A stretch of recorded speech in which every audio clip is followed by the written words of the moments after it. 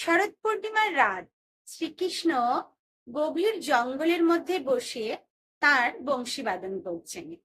শ্রীকৃষ্ণর বাঁশির অনেকগুলো টিউন ছিল। এমন একটা টিউন তিনি বাজাতেন, তখন রাধারানী আসতেন।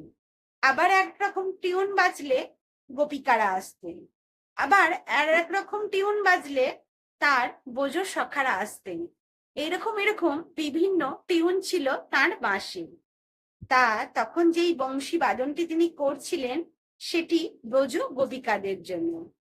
ব্রজ গোপিকারা তারা তাদের সংসারে যে যার কাজে ব্যস্ত ছিলেন। শ্রীকৃষ্ণের সেই বংশীবাদন শ্রবণ করে তারা তৎক্ষণাৎ সেই কাজ ফেলে দিয়ে রেডি হতে শুরু করলেন। ভগবানের কাছে যাবেন বলে কথা, নিজেকে তো অবশ্যই একটু সাজিয়ে যেতে হবে, তাই না? তাই তারা এত আকুলি বিকুলি করছেন যে যেটি ঠোঁটে লাগানোর কথা সেটি চোখে লাগাচ্ছেন, যেটি চোখে লাগানোর কথা সেটি ঠোঁটে লাগাচ্ছেন, যে বস্ত্রটি নিচে পড়ার কথা সেটি তারা উপরে পরে নিচ্ছেন, যেটি উপরে পড়ার কথা সেটি নিচে পড়ছেন। মানে তাদের কোনো হুঁশ জ্ঞানই নেই। তাদের মাথায় এটি আছে যে কৃষ্ণ আমাদের ডেকেছে, তড়িঘড়ি আমাদেরকে সেখানে পৌঁছাতে হবে। আচ্ছা, আপনারা বলুন তো, এই জড়জগতের এমন কোনো ভালোবাসা কি আছে যে যেই ভালোবাসার ডাকে আমরা ঠোঁটের রংটা চোখে মাখি, চোখের রংটা ঠোঁটে মাখি? হয়েছে কি কখনো আপনাদের সঙ্গে? বা নিচে যে বস্ত্রটি পরার কথা সেটি আমরা উপরে পরি, উপরে যেটি পরার কথা সেটি আমরা নিচের দিকে পরি? কখনো কি আপনাদের সঙ্গে হয়েছে? কখনোই নয়, আমার মনে হয় কখনোই হয়নি।